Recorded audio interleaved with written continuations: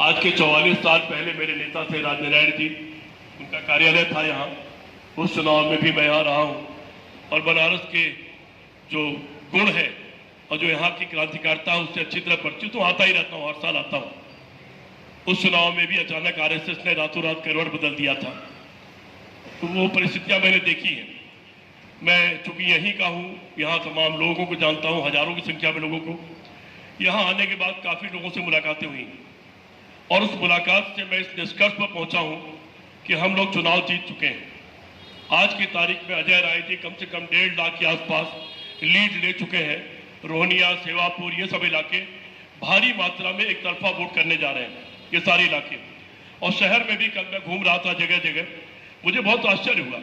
हम लोग ये मानते थे कि जो व्यापारी होता है वो आमतौर पर भाजपा समर्थक होता है, लेकिन कल जिन लोगों से यहाँ मुलाकातें हुई, यही बगल बगल में ये गली है, नरेंद्र मोदी का बहुत बड़ा सुंदर सा बोर्ड लगा है, पूरी गली टूटी हुई है, बगल वाली है, जाते वक्त देख लीजिएगा, फोटो भी खींच लीजिएगा। यहाँ से निकलकर जब हम तमाम व्यापारियों से मिले, लोगों से बात की, तो लोगों ने अपनी तरफ से उत्साह दिखाया, बल्कि लोगों ने एक आग्रह किया कि आपने कल 24 तारीख की जो हम आपका रोड शो है, आपने उधर क्यों रखा, इतना लंबा क्यों नहीं कर दिया, हम लोग की तरफ भी ले आइए, हम लोग भी स्वागत करना चाहते हैं। ठीक है, तमाम व्यापारियों ने कहा कि वो लोग श्रीमती प्रियंका गांधी और डिंपल यादव का वो लोग भी स्वागत करना चाहते हैं, इधर ले आए हम लोग। लेकिन प्रशासन की अपनी जिद होती है, हम लोगों की गाड़ियां चेक की जाती है और हम लोगों को रोका जाता है, परमिशन नहीं दी जाती है। आखिरी मिनट में राहुल गांधी के हेलीकॉप्टर की परमिशन रद्द हो जाती है। साम दाम दंड भेद किसी भी तरह से या भारतीय जनता पार्टी हमसे लड़ना चाहती है। एक दिन में 1 करोड़ 7 लाख वोट इस भारतीय जनता पार्टी ने बढ़ाने का काम किया। उसके जो चमचे हैं राजीव, जो चुनाव आयुक्त के रूप में बैठे हुए हैं, जो भाजपाई ज्यादा है, चुनाव आयुक्त कम है, 1 करोड़ 7 लाख जिसका हिसाब नहीं दे पा रहे। सुप्रीम कोर्ट ने पूछा कि आप हिसाब दोगे, कैसे बढ़ा, और आप 24 घंटे के अंदर वो क्यों नहीं, आज उसकी सुनवाई आप लोगों के सामने। मुझे लगता है, मैं तो उम्मीद करता हूं chief justice of India Chandrachud साहब से कि वो कोई कड़ा और बड़ा फैसला लेंगे, क्योंकि भारत की व्यवस्था जब भारत के मनीषियों ने तय किया आजादी के बाद और संविधान की रचना के समय, ये तय किया था कि सर्वोच्च न्यायालय जब भी कोई संकट आएगा और कानूनी संवैधानिक संकट आएगा, जब भी कोई संस्था अपने दायरे से बाहर निकलेगी तो सर्वोच्च न्यायालय उसका फैसला करेगा। मैं उम्मीद करता हूं कि उस पर आज बड़ा फैसला होना चाहिए, क्योंकि 1 करोड़ 7 लाख का मतलब 28,000 वोट प्रति लोकसभा क्षेत्र अचानक बढ़ा दिया गया 11 दिन के बाद। जबकि जब लोग वहां गए थे अदालत में कि चुनाव व्यवस्था बदल दी जाए और वीवीपैट की पर्चियां गिनने को दे दी जाए, तो चुनाव आयोग ने कहा कि इसमें टाइम ज्यादा लगेगा और वैसे हम कुछ घंटों के अंदर रिजल्ट दे देते हैं। तो अगर आप कुछ घंटे में रिजल्ट दे देते हैं तो कुछ घंटे में आपने आंकड़े क्यों नहीं बताए, और आज तक ये नहीं बताया कि कुल कितने वोट पड़े, केवल परसेंटेज बताया। तो वो चाहे जो हरकतें कर लें, क्योंकि जनता एक तरफा हो चुकी है, जनता इनसे उब चुकी है, इनकी महंगाई से, बेरोजगारी से, इनके लाठी से, इनके मुकदमों से, इनके भ्रष्टाचार से। भ्रष्टाचार की बात करके ही तो आए थे ये लोग, और आपने देखा जितने बड़े भ्रष्टाचारी थे, एक दिन पहले नरेंद्र मोदी उनके खिलाफ बोल रहे थे, अगले दिन उनको अपनी सरकार में मुख्यमंत्री, उप मुख्यमंत्री 24 घंटे के अंदर राज्यसभा दे दिया उन लोगों को। तो भ्रष्टाचार का अड्डा बन गया है भारतीय जनता पार्टी, करप्शन का अड्डा बन गया है। वो आपने इलेक्टोरल बॉन्ड में भी देखा, अभी एक नया भ्रष्टाचार उजागर किया है फाइनेंशियल टाइम्स में, आप सभी बड़े पत्रकार हैं, सभी जानते हैं। उसमें उन्होंने कोयले के बड़े घोटाले का जिक्र किया है। ये घोटालों की सरकार है, लेकिन हम तो अपनी बात कहते हैं, हमारे तमाम वादे वो आप लोगों तक पहुंच चुके, उनको मैं दोहराऊंगा नहीं। हम अपनी 5 न्याय और 25 गारंटियों पर चुनाव लड़ रहे हैं और जनता ने उस पर भरोसा जताया है। भरोसा इसलिए जताया है कि 30 लाख जो खाली पद है उस पर हमने ये नहीं कहा कि हम इसको भरेंगे, हमने ये भी कर दिया कि हम जून में ही इस तारीख को उसकी जगह निकाल देंगे, अक्टूबर में हम उसका इम्तिहान करा देंगे और दिसंबर की फला तारीख को हम ज्वाइन करा देंगे। इसलिए जनता ने हम पर भरोसा किया है। सारी जनता पीड़ित थी। कल व्यापारियों की मीटिंग थी इसी हॉल में, सारे व्यापारी रो रहे थे, बहुत तकलीफ में थे, अपनी तमाम तकलीफें, भ्रष्टाचार से जूझना, जीएसटी की प्रॉब्लम सब यही बता रहे थे। कल उनको सुन रहा था मैं, हर वर्ग नाराज है, चूंकि हर वर्ग नाराज है।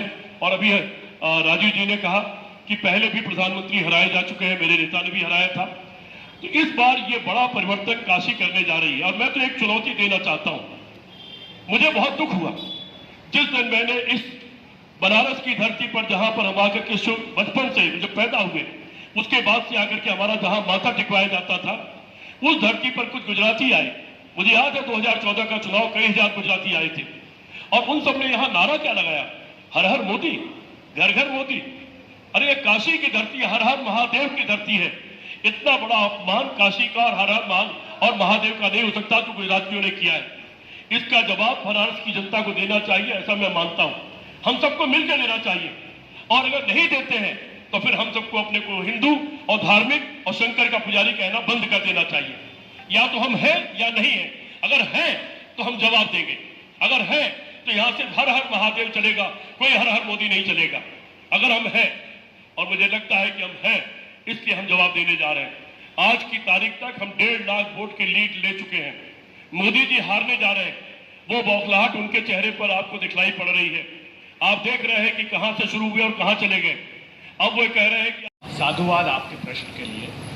एक एडीआर नाम की संस्था सर्वोच्च अदालत गई थी, उसने कहा कि एक ही मांग की उन्होंने कि जो फॉर्म 17C है, जिसमें इस बात का रिकॉर्ड दर्ज किया जाता है कि कितने वोट उस मशीन में डले हैं, उसको आप वेबसाइट पर डाल दीजिए। उस मशीन में जिसमें वोट डले हैं उसका डेटा, उसका नंबर, उस मशीन का क्रमांक आप वेबसाइट पर डाल दीजिए।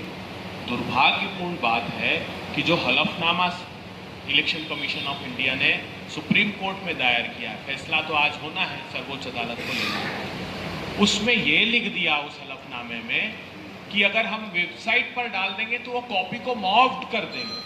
अर्थात ये कहा कि कोई आदमी, अगर कोई पत्रकार साथी, कोई राजनीतिक दल का व्यक्ति उस कॉपी को निकालकर उसमें कोई तब्दीलियां कर देगा तो बड़ा संवैधानिक संकट खड़ा हो जाएगा। अरे साहब, चुनाव आयोग, आपने जितनी सामग्रियां डाली अपनी वेबसाइट पर उसको मॉक नहीं कर सकते हैं क्या बात करते हैं आप? ये आर्ग्यूमेंट दे रहे हैं आप इस पारदर्शिता को छुपाने के लिए। तब संदेह होता है कि आखिर छुपाना क्या चाहते हैं। हमने तो हमारी मांग की है और हमको लगता है कि जो एडीआर ने कहा है उस पर आज सर्वोच्च अदालत निर्णय लेगा।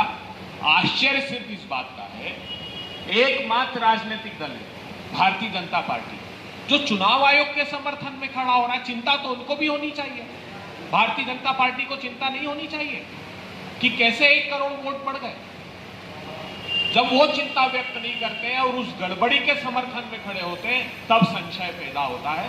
हमारी मान्यता है सर्वोच्च अदालत न्याय करे। आपके सवाल सचिन